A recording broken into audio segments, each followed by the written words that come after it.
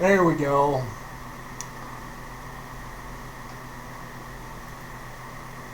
All right.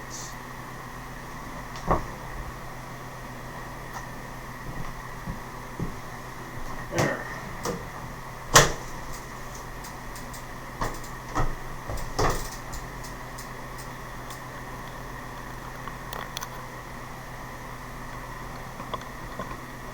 We'll get this thing figured out soon enough.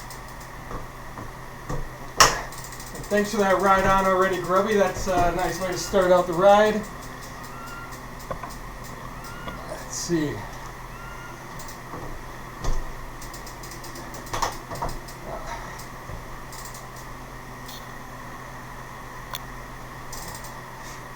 We'll get this thing squared up. Well, there we go. As I like to say, not just good, good enough. Off we go.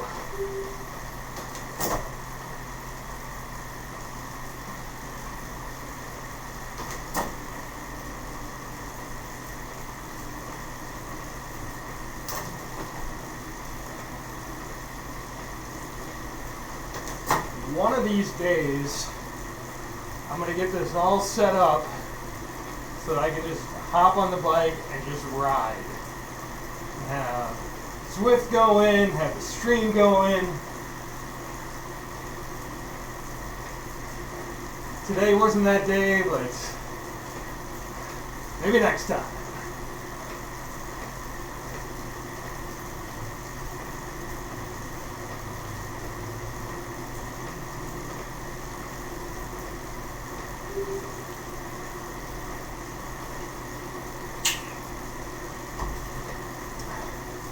So I did take a look at a couple of things, and I was going to do just some regular, boring old steady state stuff today, but I decided to mix it up and make it a little more interesting. So it's still basically the same thing. It's tempo, it's endurance, but I'm mixing in some FTP surges as well.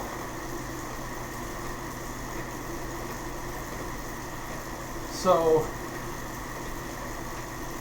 man, I tell you what, I am feeling this week.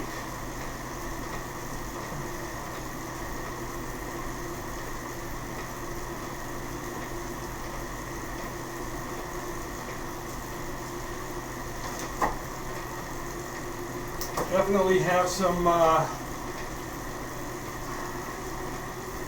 fatigue building up. And this is the last, really the last workout in the third week of my first kind of foundation building phase.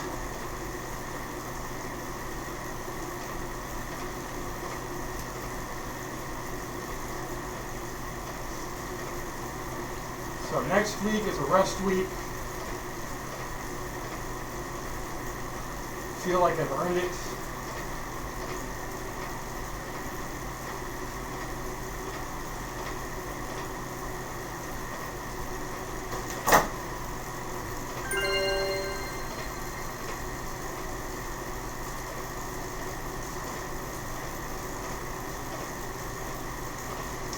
Part of the issue that I've had this the last couple of weeks is, you've heard me say before, talking about my ego getting in the way of my success. I've had my FTP set too high because I just can't accept that it's dropped, like, I don't know, like,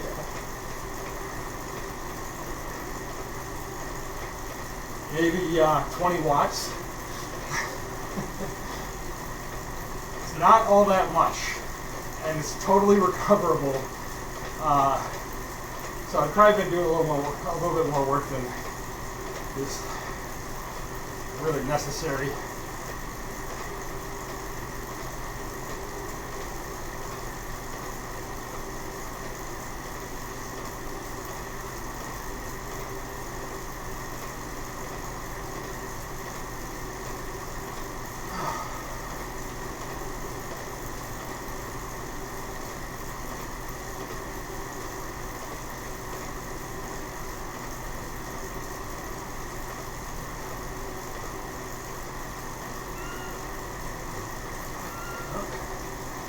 lazy.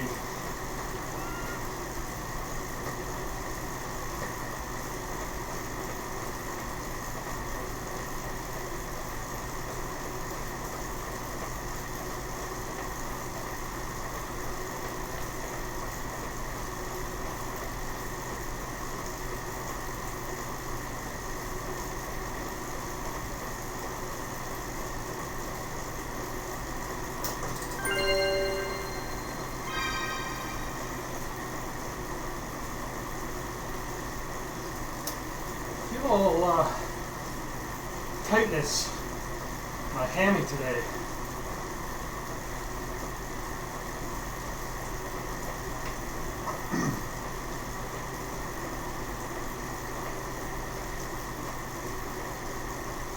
Definitely need to spend a little time stretching that bad boy out.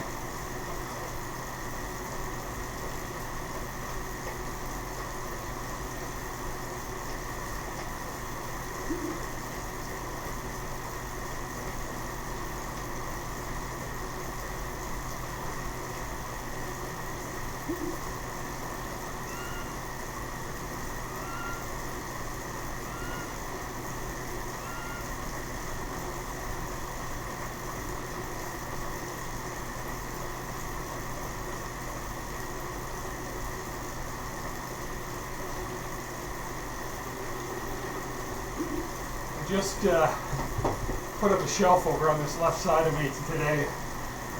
I think it's already paying dividends.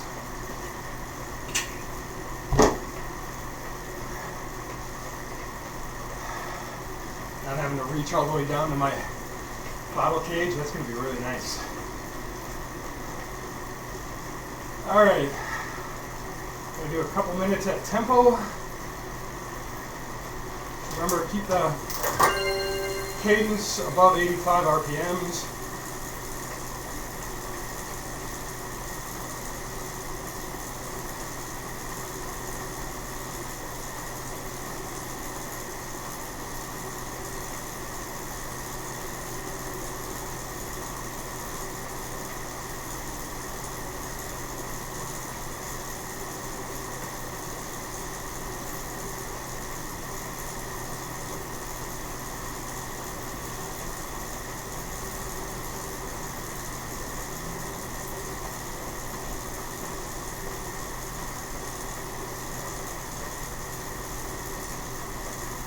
Not feeling terribly mentally focused today either.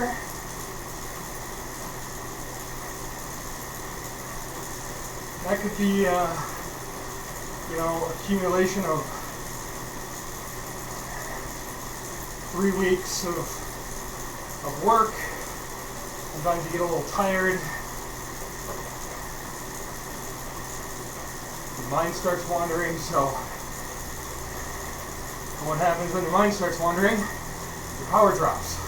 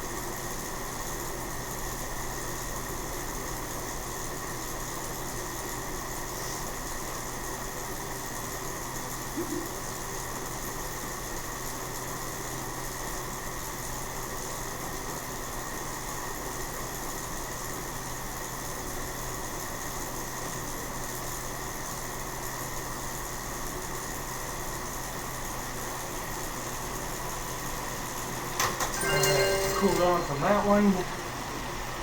Not much to cool off on that, but it's just one to kind of get the circulation flowing.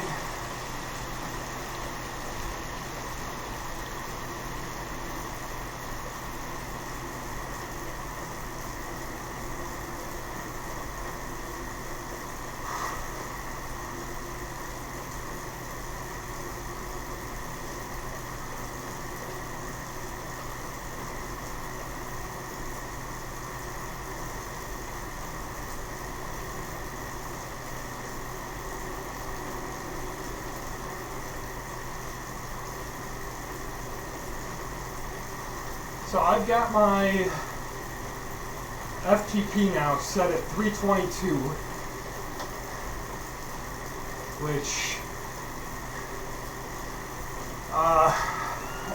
it's what my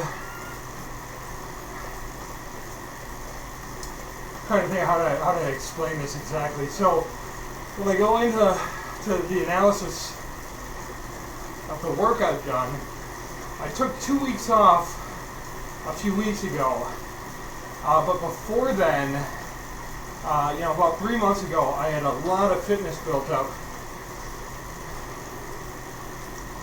So what's happening is that in my 90-day set of data, some of that higher end fitness is starting to drop off, and it's making that those 2 weeks off a little more prominent. Alright, so we're going to do 4 minutes at just a little below threshold. Again, we want to keep that cadence up.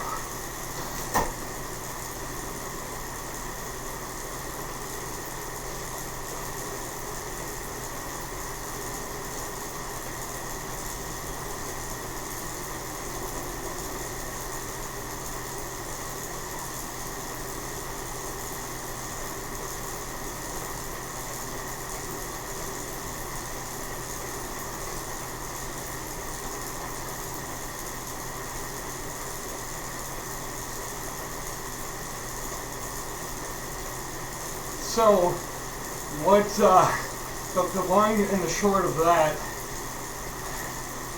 is, I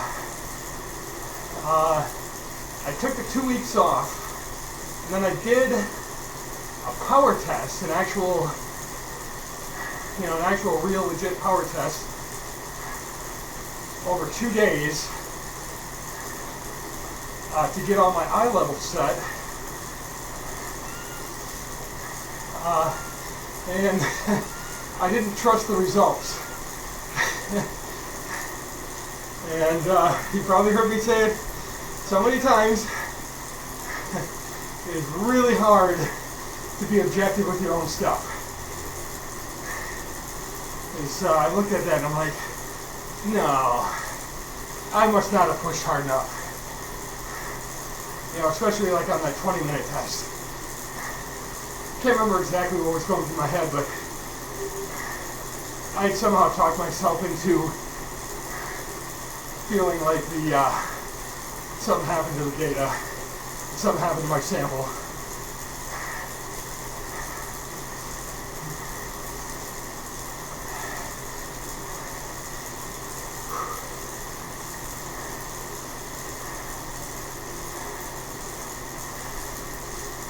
But as it turns out, what I tested at was probably much, much closer than I was giving it credit for.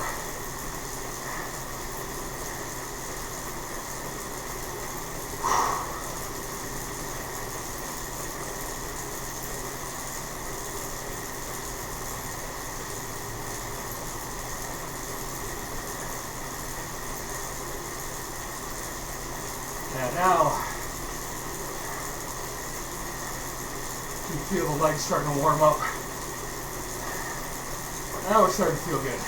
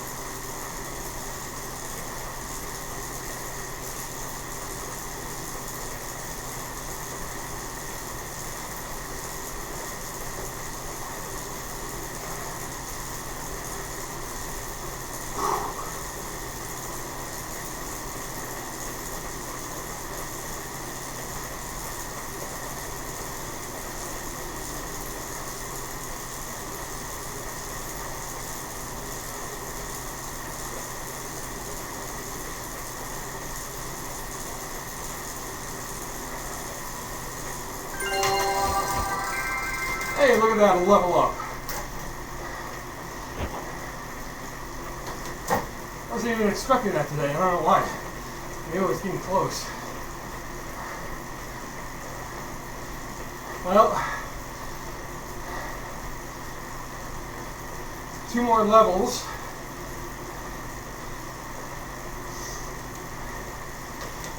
And I can unlock the wheels I've been after. I really want that 808 with the disc. And it unlocks at 35, I believe.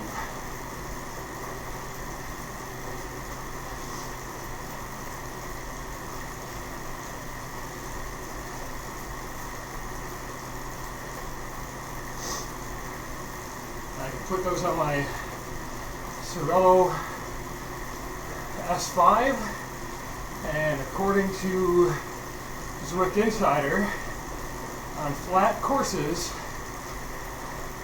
that should be just a touch faster than the Tron.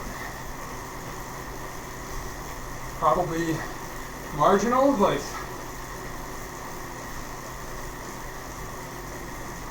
you know, marginal gains sometimes can be the difference at the finish line.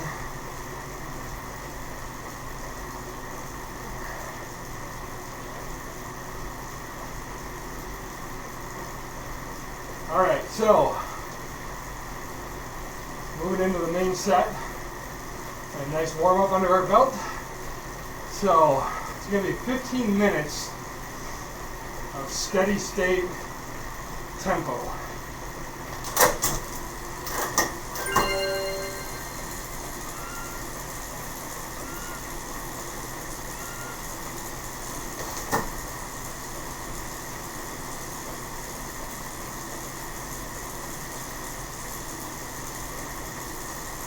So here it's okay to let your cadence drop a little bit. I'm aiming for that 85 range. And I think with this gear,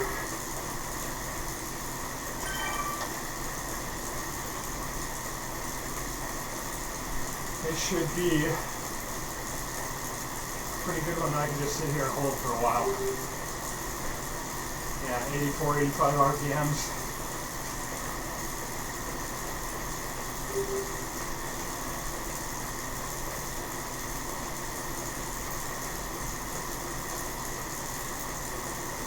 Get a nice green bar stretching across the bottom of the screen there.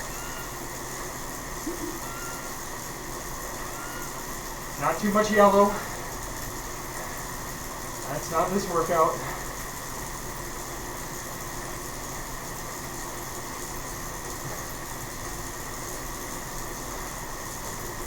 We'll do a little bit of yellow again next week.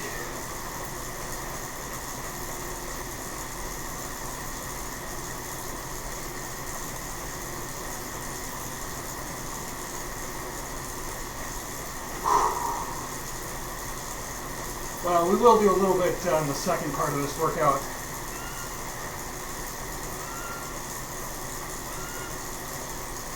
So I'll cool the main effort down to zone 2. So not too much, just a little bit. And then every 3 minutes, there's a 20-second FTP effort.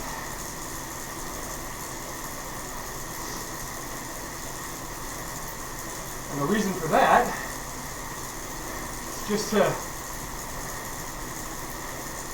give that endurance session just a little bit more juice.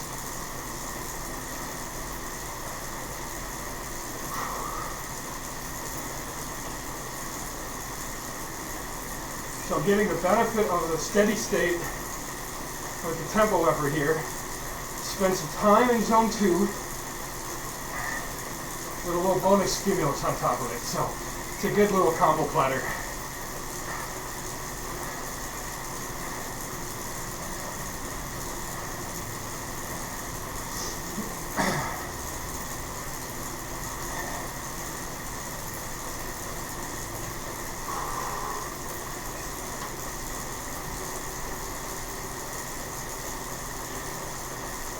during these steady state efforts, really important.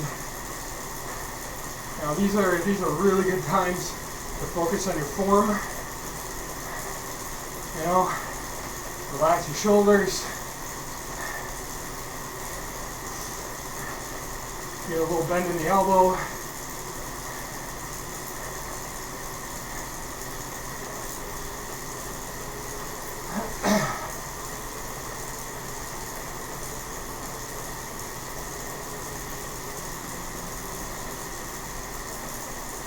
And now you don't need to be, you know, forward like a pro, especially indoors. You know, we're not trying to cheat the wind. You want to be forward enough that you're engaging your glutes, part of your pedal cycle. But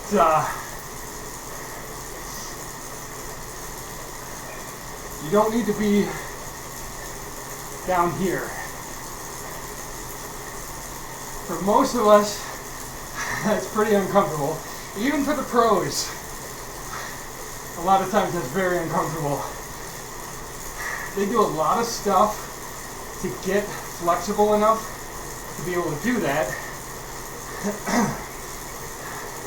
Most of us, you know, if riding a bike is not your full-time job, it's really tough to be able to do all those things, to be that limber.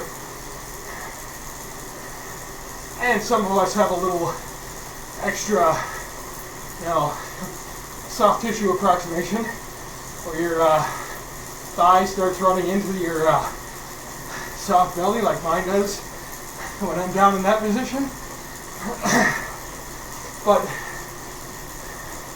what you don't want is to get in a habit where you're riding here all the time. So I think that's a thing we all have a tendency to do, is we're pushing ourselves away from our handlebar.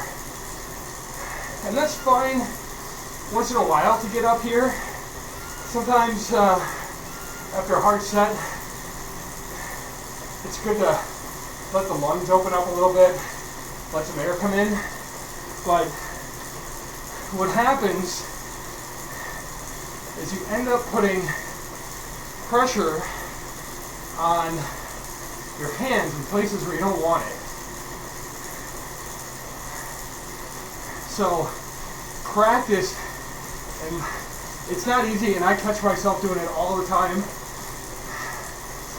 And just one of those things, whenever you catch yourself, just make the correction. You know, guarantee you during this ride, you're going to see me up here. I'm not thinking about it, and I'm just going to have to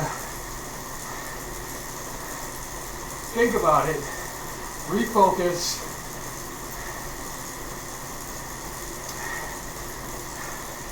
relax the shoulders, find that rhythm.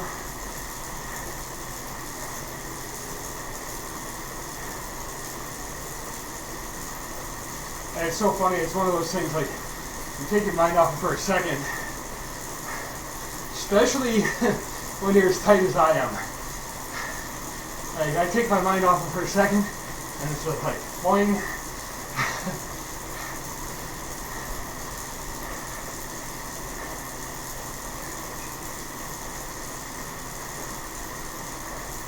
But when I ride down here, I don't have the numbness issues in my hands. When I put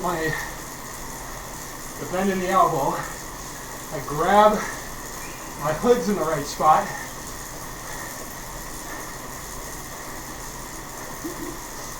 So I'm not sitting up on the bar putting pressure on the outside part of my hands. I know it's a little counterintuitive that being more forward will be more comfortable on your hands, but you get here, you go to a muscular supported posture versus skeletal, everything works better.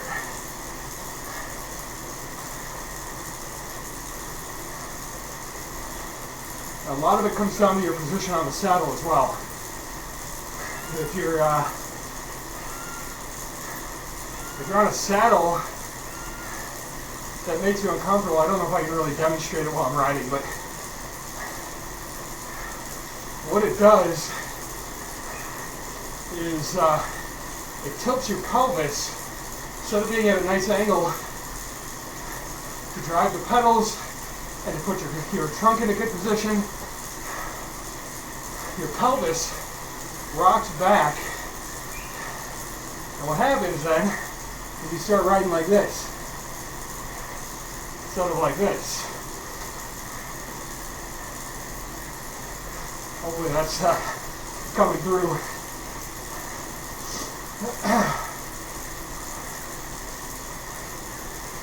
So that's for a lot of, neck problems and shoulder problems, arm problems, hand problems.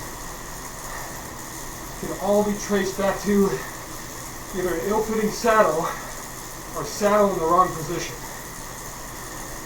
You might have a saddle that's super uncomfortable right now, and it might be the right saddle for you. You just need to make some adjustments.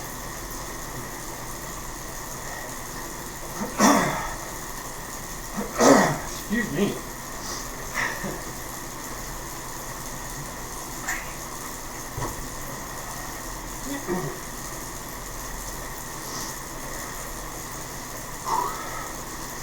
Well, looking at my little green bar down there, I've done adequate in this interval for as much talking as I've done.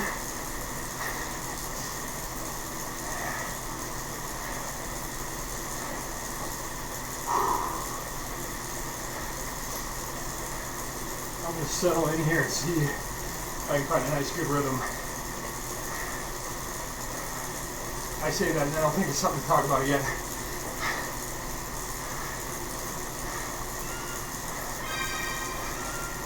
If you have any questions, please feel free, fire away.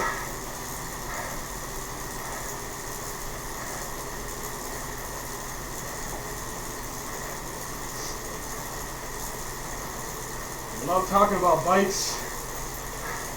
Love talking about how to make your bike ride better, faster, more fun, more comfortable.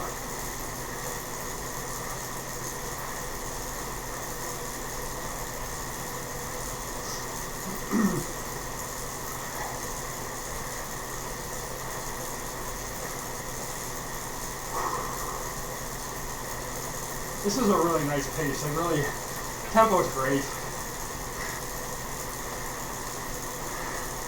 Feels like you're pushing, but not too hard.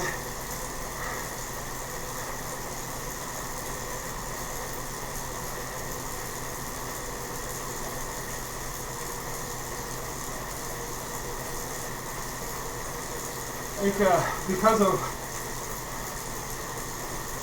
how fun it feels, I think a lot of us have a tendency to spend a little more time here than we probably should. But after a couple weeks of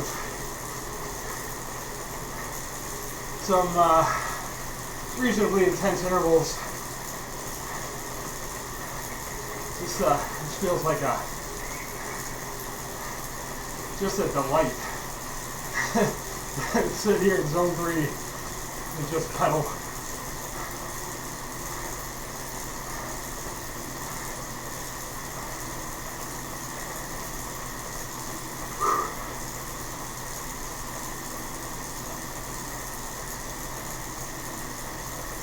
What I can say also, after bumping that FTP down, getting my ego pushed to the side,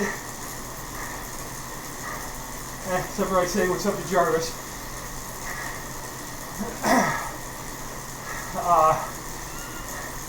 Looking at my heart rate response, this is definitely more what I would expect in zone 3. This is my zone 3 heart rate.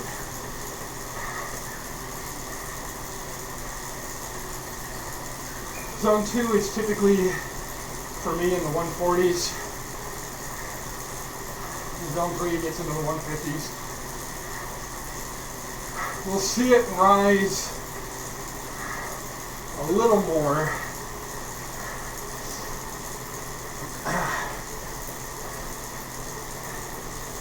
Got some sweat on my screen here, causing problems.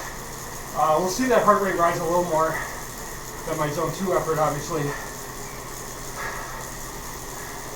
because we'll be putting in those FTP jumps, which are coming up pretty quick.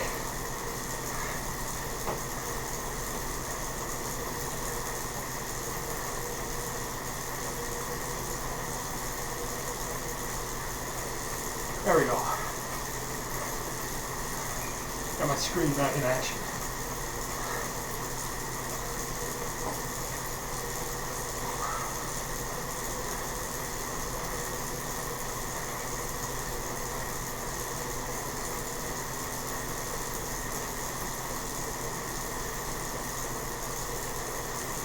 All right, first jump coming up.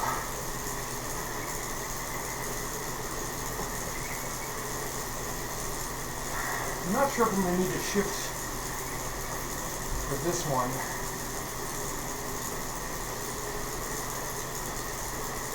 I'm going to go 1 gear up. Yeah. Probably a little much. But you should be able to sustain this. 20 seconds, pretty easy.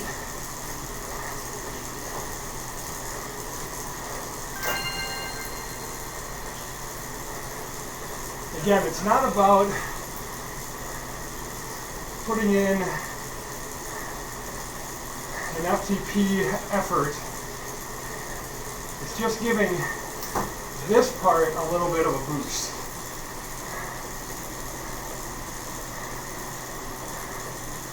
I see, so 260 right now is the very top end of my zone 2. Which is why it's green. But I'm going to try keep it up there but not go over that very much.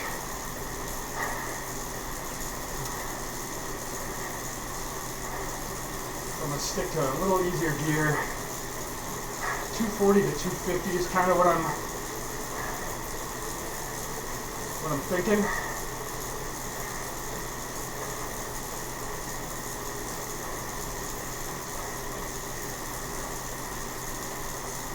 I kind of designed this workout on the fly last night. With a baby in one arm and my laptop in the other. So I'll probably go back and readjust this this part of it to reflect kind of more what I really want.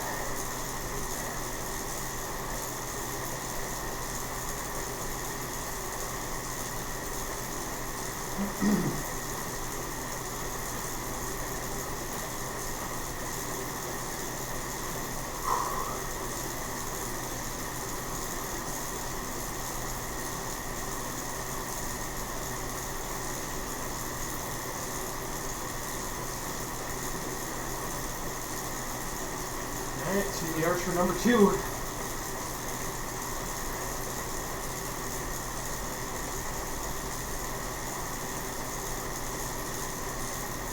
Stand up and give my butt a little bit of a break on this one.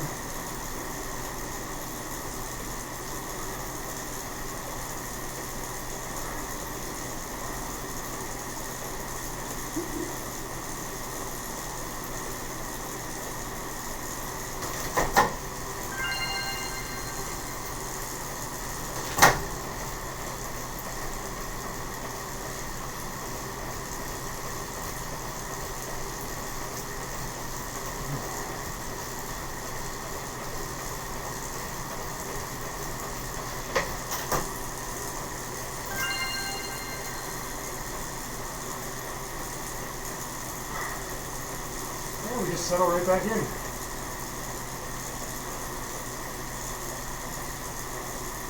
Let's just try going one gear up on this one, see how that feels. So, a lower cadence.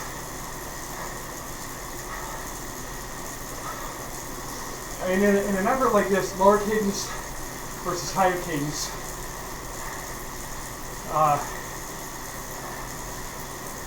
you're just recruiting different muscle fibers.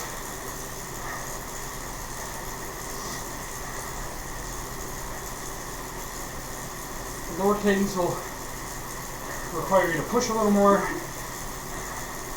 build a little more strength. Lower cadence, you won't fatigue yourself as much.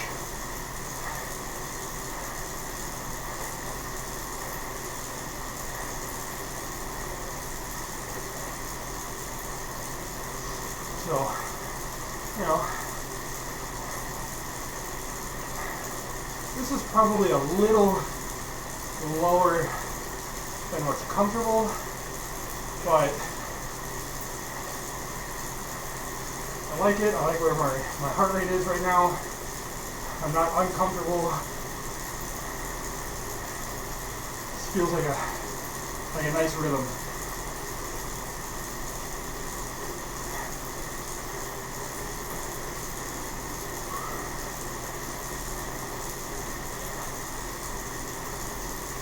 And the hamstring is loosening up. Gotta really watch it.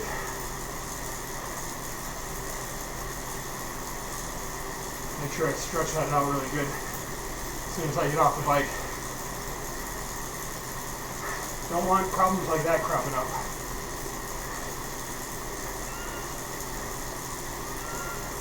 Hard to ride when you're injured.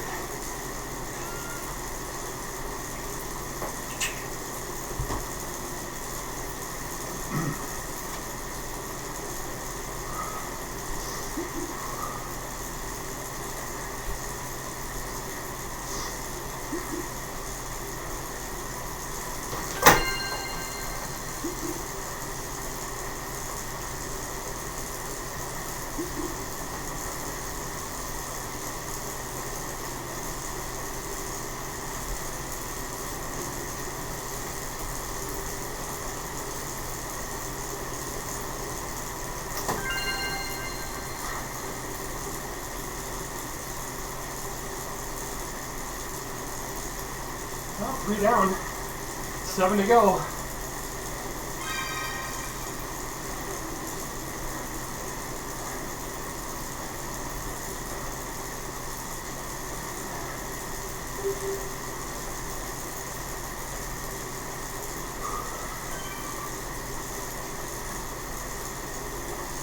Yeah, I do need to cool that down a little bit. I can see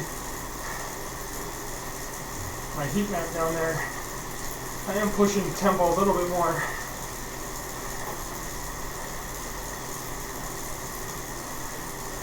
I want to turn that a little bit more blue.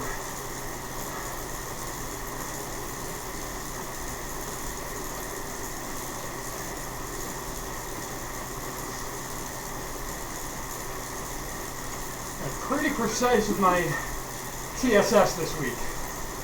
So there's a good chance I'll end up right at the number I was aiming for on the dot.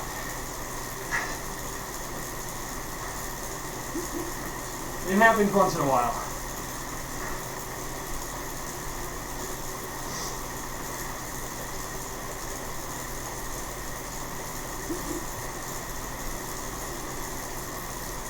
Yeah, now you can see, look at my heart rate response. I'm down to that blue zone a little bit more. It's dropping accordingly.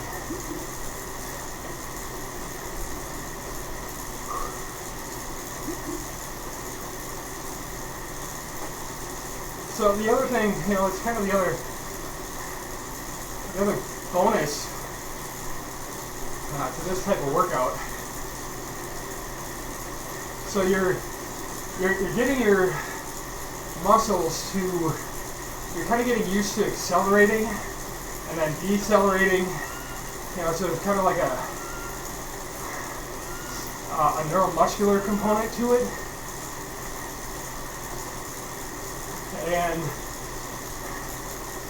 it's a thing that kind of helps you recover quicker. I mean, these are certainly not hard efforts by any stretch. But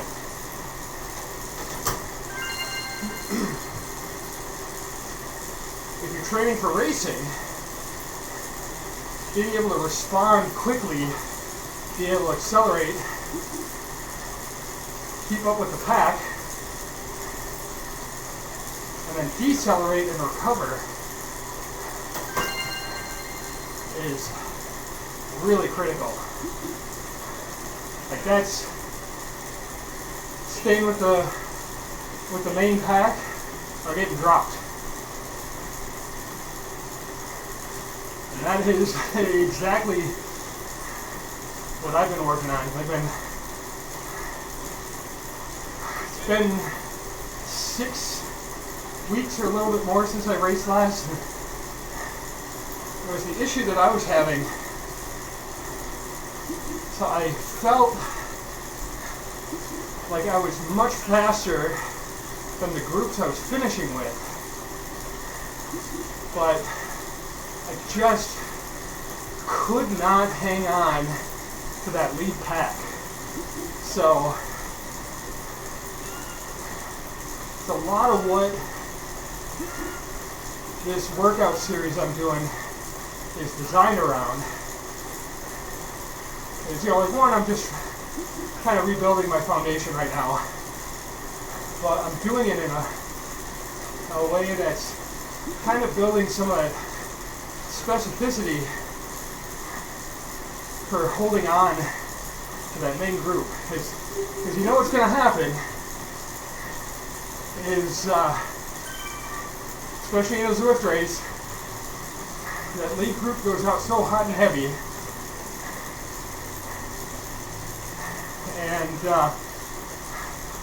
thins the herd, so to speak. And then at a certain point, everything just calms down, and everybody kind of holds hands for a little while. So I know if I can hold on to that lead group, I can hang in there to the end. So, doing these little bursts, building that endurance, so I have juice at the end, and doing these little things to pull along that neuromuscular power, be able to accelerate, be able to recover. It's all pieces of the puzzle.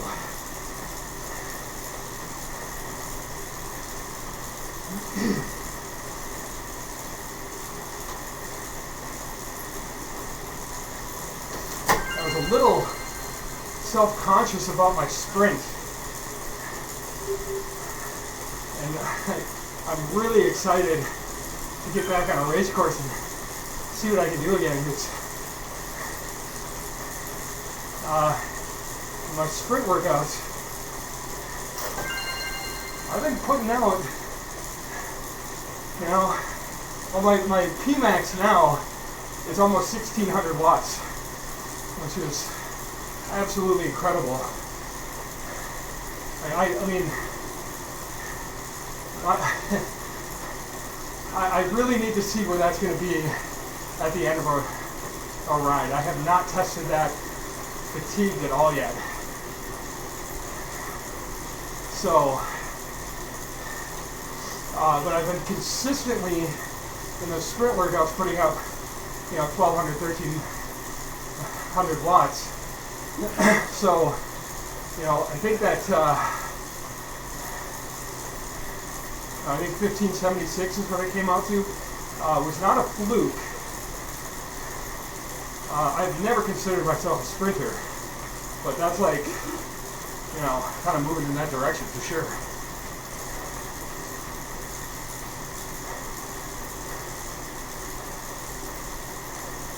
I was always the guy who could build up the massive FTP. You know, more of it's like a time trialist. You know, and just sit there steady state forever.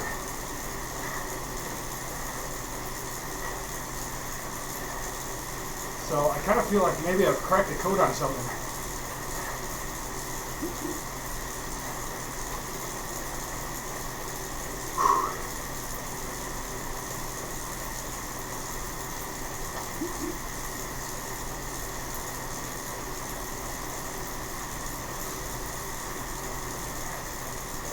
And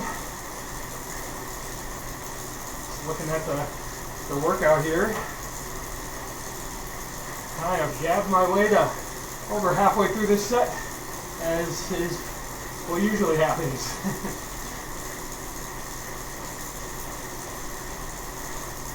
Man, time flies when you're having fun. So we're having fun, aren't we?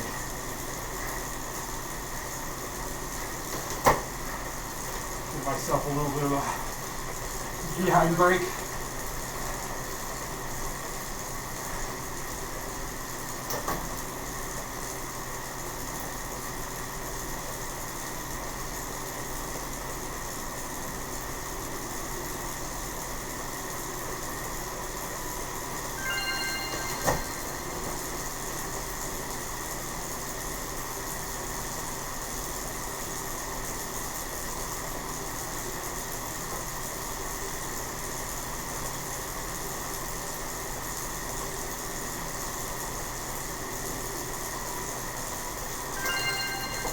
Now, everybody's magical combination is going to be a little different, but,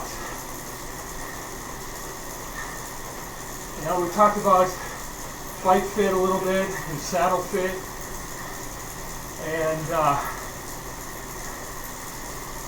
I've got to say, now I've got 5,000 or so miles on this saddle now. I put on an SMP Dynamic, and it has just been magical. I absolutely love it. It fits well, it's super easy to adjust. I really love the shape of it. And then I also found these shorts I'm wearing are from the Black Bibs. The name of the company, the Black Bibs. I forget, it's from a company that does like custom kits. But they just decided to start banging out like high-end quality, like no logo stuff, and they're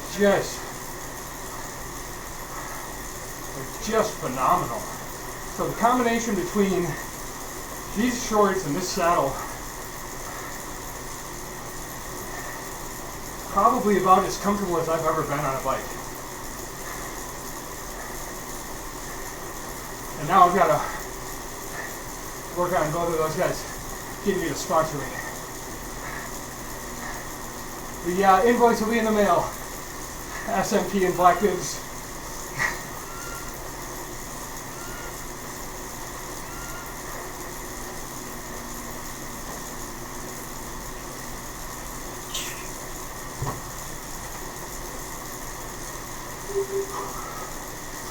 And they also make them in tall, which for fully grown riders like myself is really clutch.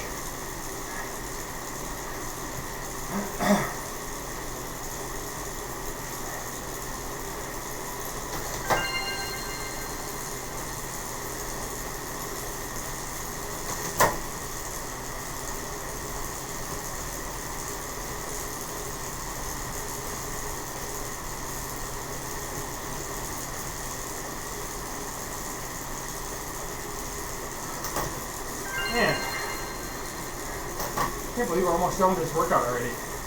Feels like we just got here.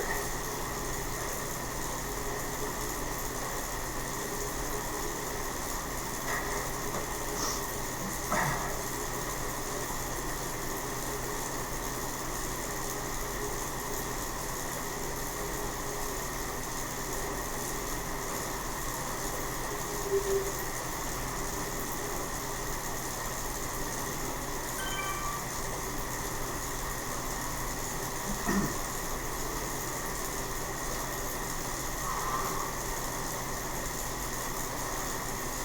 to get a little tired, so it's always a good time to reevaluate, focus on that form, get yourself back in position, back in a rhythm.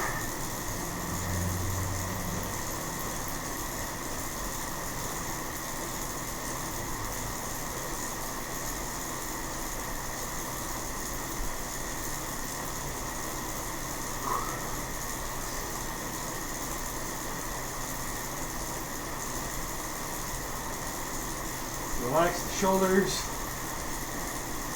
I'm having a hard time with right now.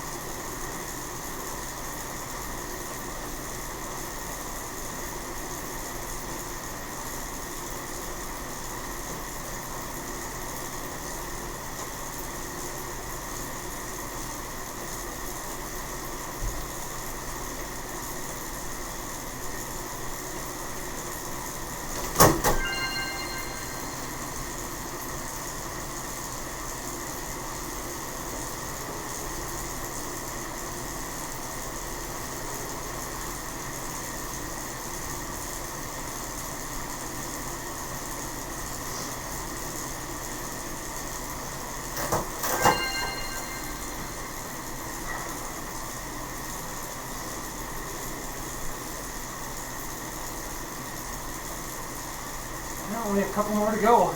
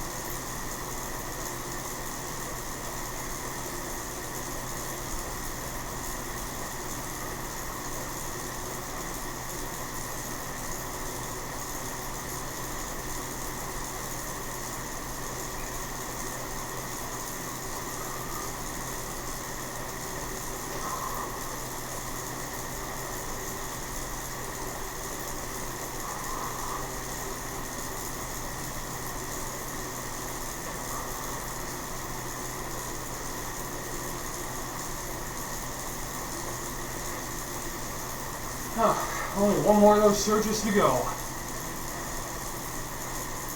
Oh, breaks my heart a little bit. I could stay out here all day.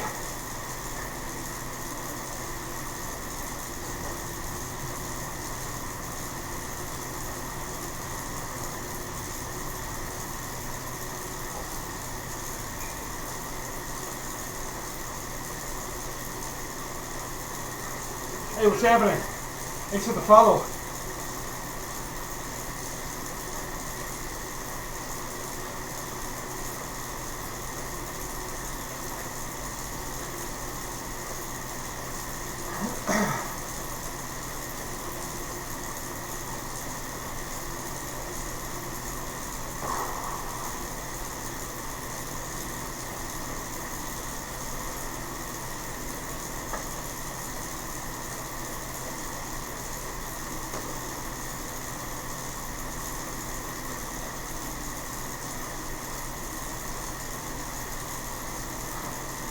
It's pretty awesome. I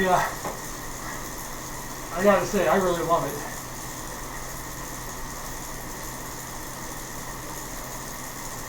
Yeah, fire away.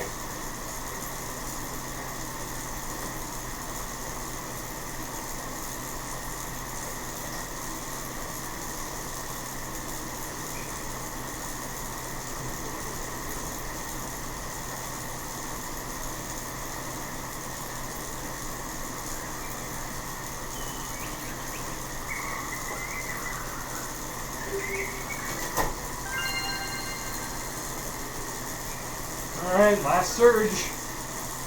Last one, best one.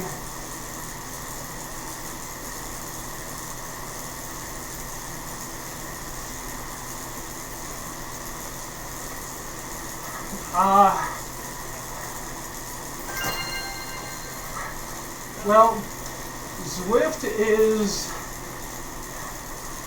kind of designed to run on just about any platform. There are people who run it on iPads and iPhones, and I think there's an Android app now. I have been running it on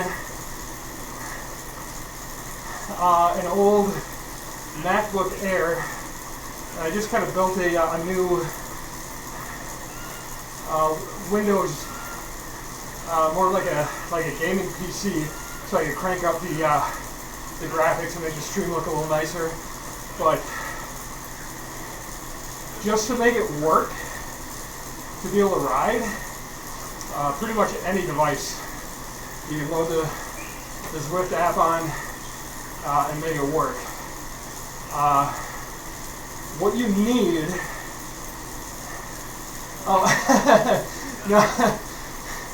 no, this is good. This is, talking kind of keeps me honest. I don't work too hard. So as far as what you need hardware-wise, I don't know about like just a stationary bike setup. Kind of as a bare minimum. Now, there's probably a way to make that work. If you just have like a stationary exercise bike, I'd have to get back to you on exactly how we could set that up. What you could do is, if you have just a regular bike, you can actually put it on just like an indoor trainer, and you can make it work with a heart rate monitor and a speed sensor.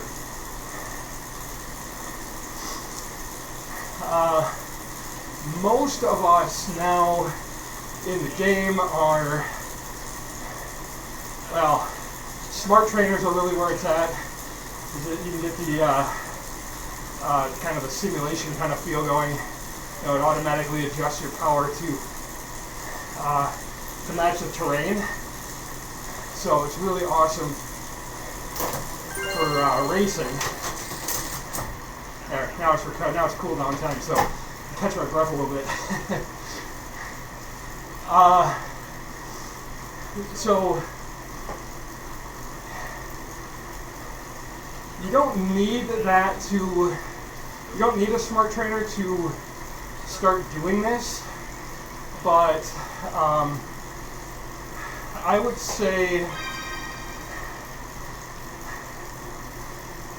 you know, without being an expert on how to set up an exercise bike, I guess I don't know. One thing that you definitely could do is put power meter pedals on it. You know, like the Garmin Vectors, or I use the Fabro Osceola.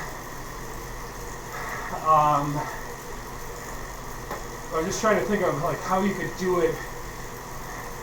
You know,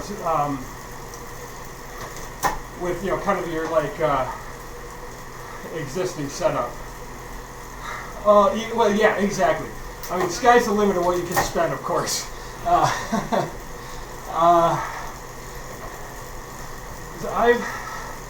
I probably have, my setup would probably be, you know, I don't know, $2,500 or something like that.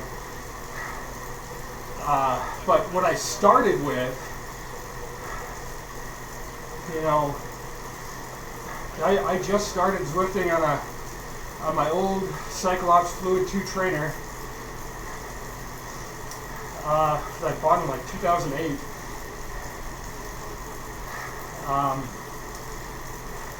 So I literally just started with the stuff that I had laying around. You know, of course, coming from the cycling world, I had a lot of, you know, like bike-specific stuff. So I don't know if that's answering your question or if I'm just babbling.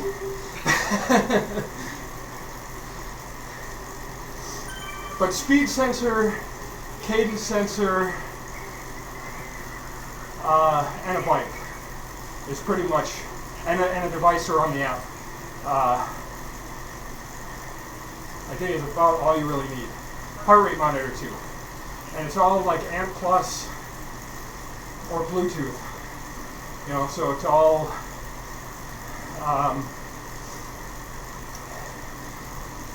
you know, it's all kind of common standard stuff as far as like connectivity wise. So nothing crazy fancy about it. So that would be the biggest problem to solve if you want to try to do it with a like a spin bike or an exercise bike or something like that. The big question would be how to set up your speed and cadence sensors. Yeah, I actually so I've got to do the stream. I've got 2 monitors set up. So and once I'm off the bike, I'll spin my camera around. You can see my setup.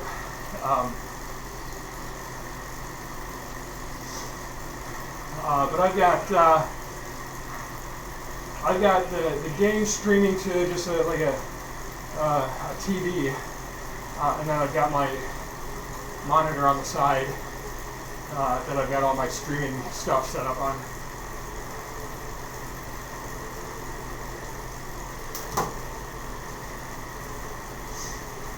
But yeah, you could definitely, I mean, you could just, you know, if you're planning to stream, of course, there's a little more involved. But if you're just planning to ride the app, it's super easy to set up and get going.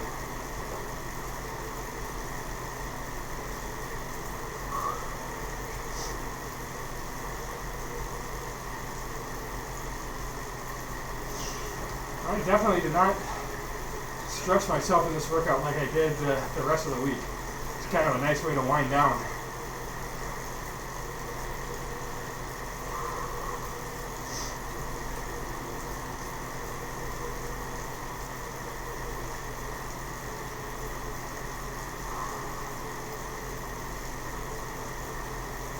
And that little blue arch there is the end of my workout.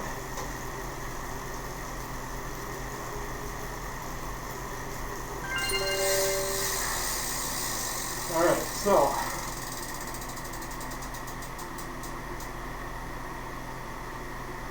I will pop this around. Well, I'm going to get a little bonus distance here too. My avatar's coasting downhill.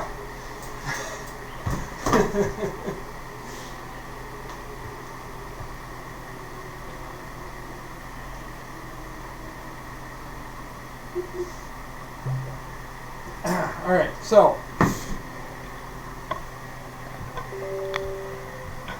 this is kind of the limit of my cable. So I don't know if I can. Maybe I can. I don't think I can pop that off there easy enough. But you can see I've got it hooked up to the TV there. See the little flashing light there? This is my power meter pedal. This is the smart trainer that I use. Is the Hammer H3 from Ceres, and I've got my computer set there, or my box, and then I've got my monitor and all that stuff for the streaming over there. So it's all just kind of like just like so.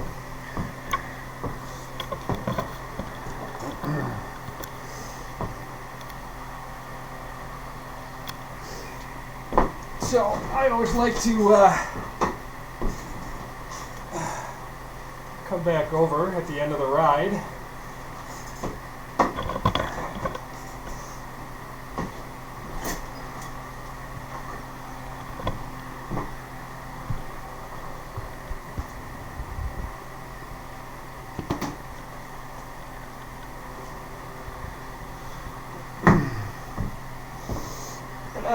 I do have a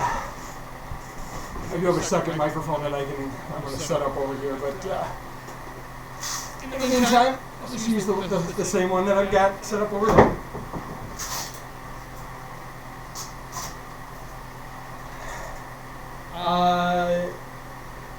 Yes, exactly. That's exactly right. The app.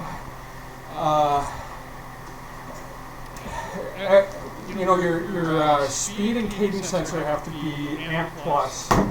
I think amp plus and Bluetooth. So don't quote me on that exactly, but I know for sure amp plus.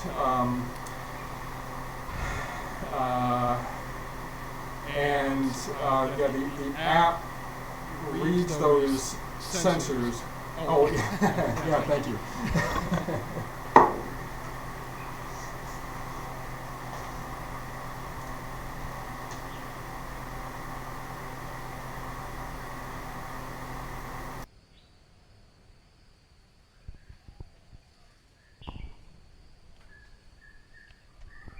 Okay, how's that?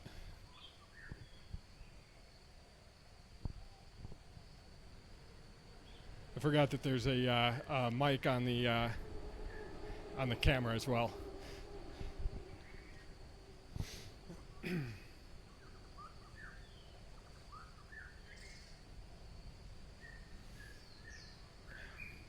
Good. All right.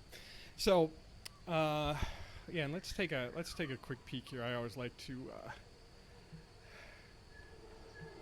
bring up my data at the end of the ride too. Oh yeah, I did level up. So let's take a look and see what I think I got some fancy new gloves. Ooh, that goes with my Peaks kit. Look at that.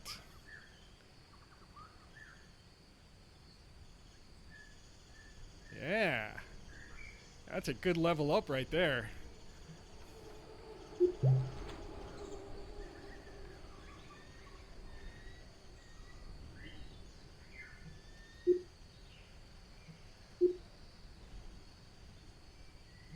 let's take a look. There we go. That's the chart I want to bring up.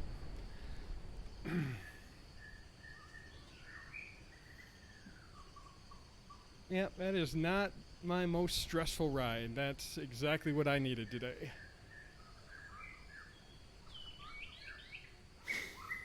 And so that's one of the things also that that I like. If you've never done anything with um, power-based training, it's a really super effective tool for that. Yeah, I think it's if I'm not mistaken, it's like $15 a month. You know, and so, which I know a lot of folks really like. Because you can just cancel it when like for those people who are foolish enough to go ride outside, they can you can actually just pause your subscription or cancel it or whatever, and then just pick it up whenever whenever you want to get back at it. So I think that's. Yeah, I think that answers your question. Is like that's how they make their money is subscription based.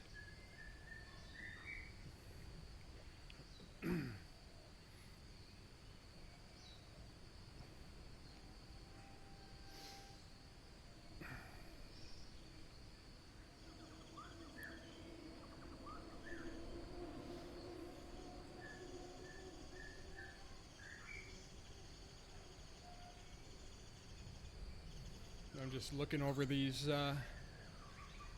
little surges that I did, and just looking at kind of how my heart rate response corresponded, and it's pretty flat.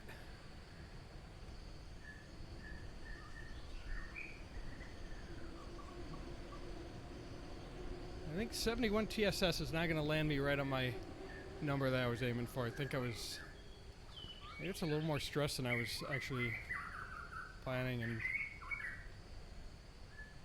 900 and some calories. That's not bad for an hour and 8 minutes worth of work.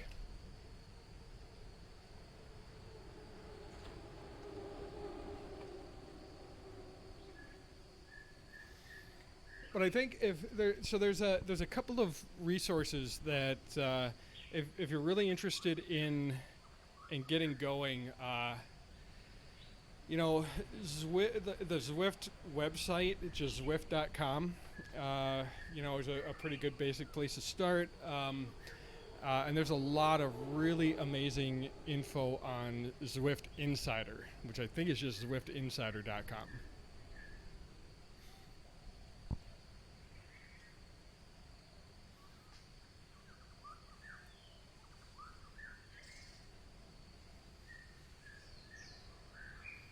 I think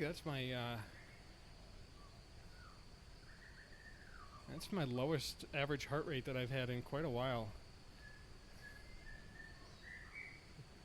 This whole plan that I've been putting together is it's really a super time crunched, indoor focused, trainer focused plan. My fiance and I just had a baby, and so I'm trying to cram as much as I can into the limited time that I have available now. And so when you don't have time, you have to raise intensity. So this is a very nice, easy, comfortable ride. Kind of reminds me why I like riding bikes so much. Kind of feel like I've been torturing myself lately. But that's a super important psychological component, I think, that gets overlooked an awful lot. Is the build and the recovery is super important.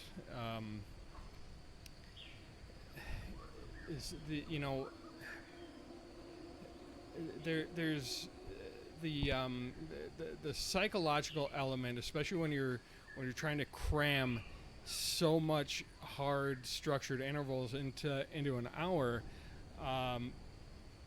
is, it's really uncomfortable, and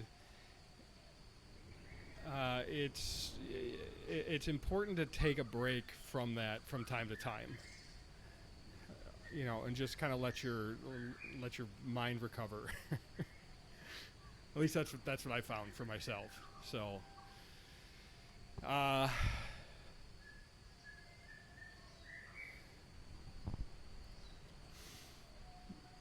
but I think, let's see here. Let me. I'm gonna grab my. I gotta grab my phone quick.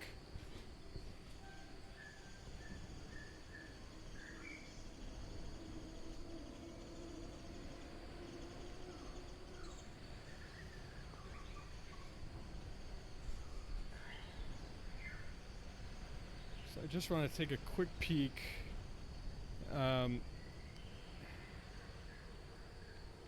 See what we've got coming up next week. So it's a rest day tomorrow.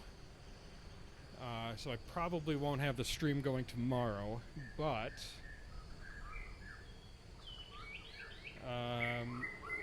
do have.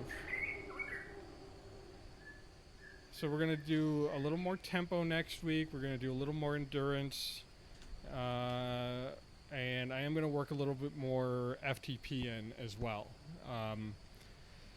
So it's a rest week, but that doesn't mean you stop riding, of course. It's just a little lower intensity. I'm not doing any real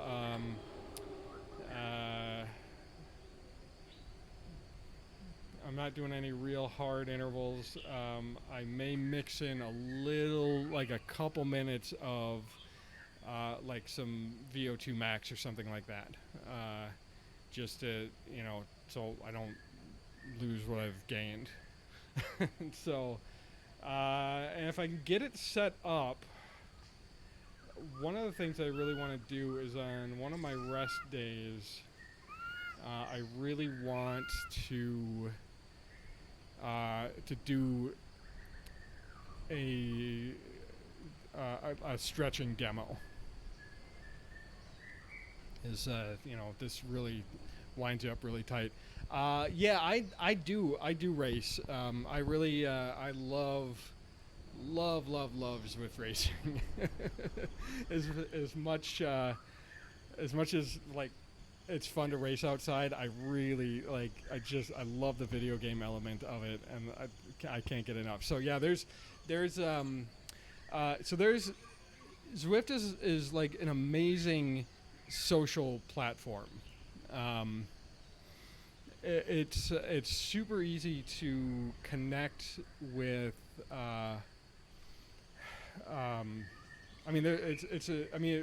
Zwift really is a community,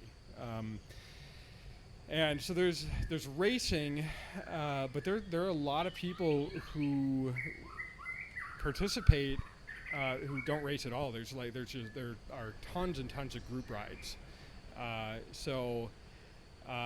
there's racing for pretty much every level. There are legitimate world-class pros who race, and there's racing for absolute beginners as well. So I mean, it really and it's all based on watts per kilogram. So when you enter a race, theoretically, you're entering against people who are about the same ability level you are.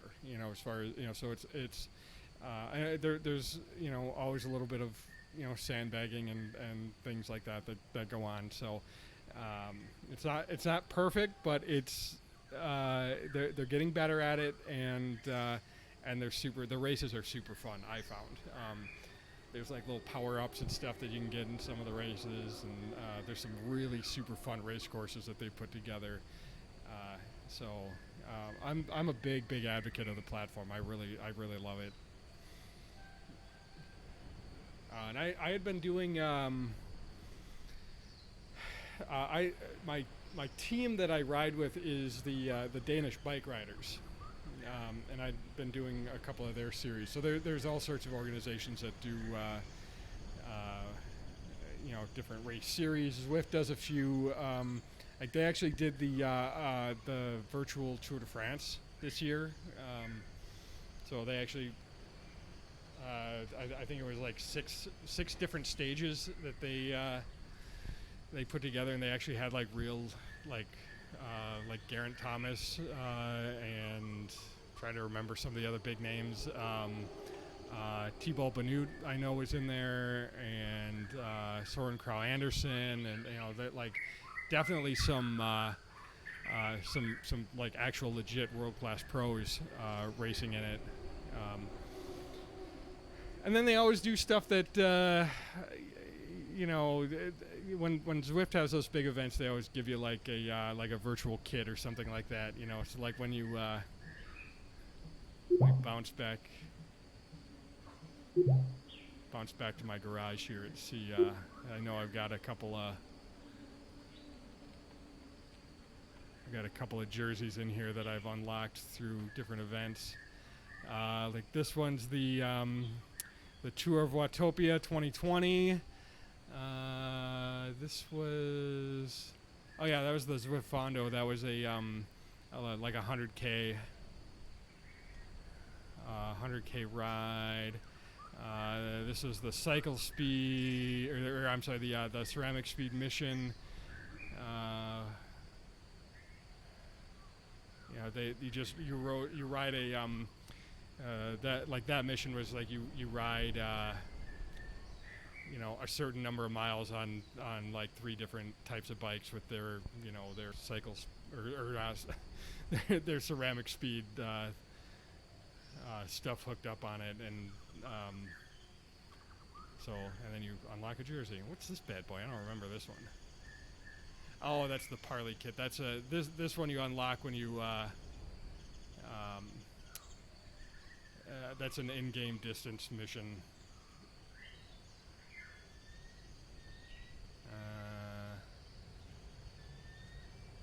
It's the Prudential Ride London. I think this is just a level kit.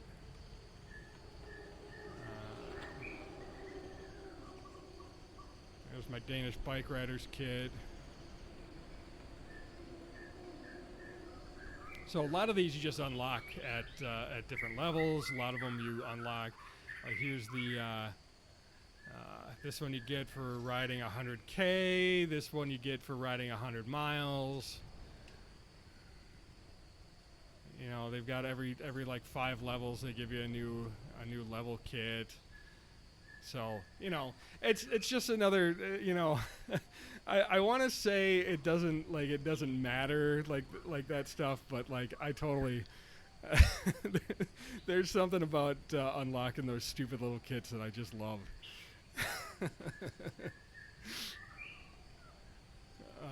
This one you get when you connect your Strava account. This one you get when you connect your Training Peaks account. So there's all sorts of, I think I've got a Ceres one in here as well for having my, there's the Ceres one if you want to advertise for Ceres.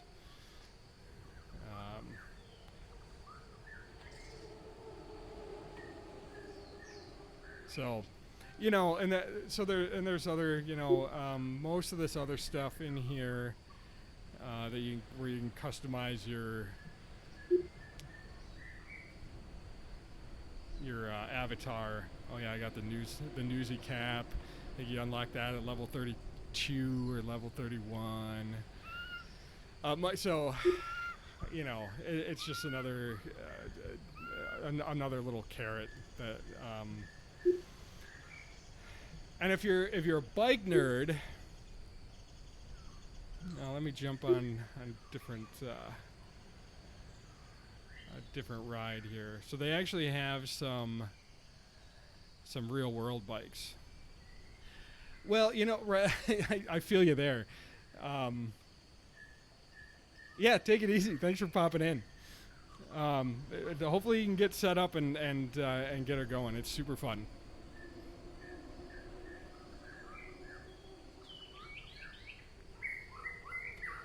All right, I think that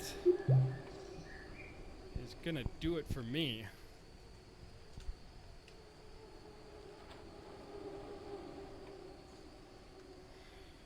So I'll be back again, it looks like, on Tuesday.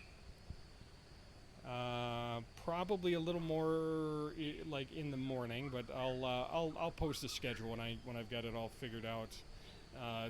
The baby sets the schedule these days, so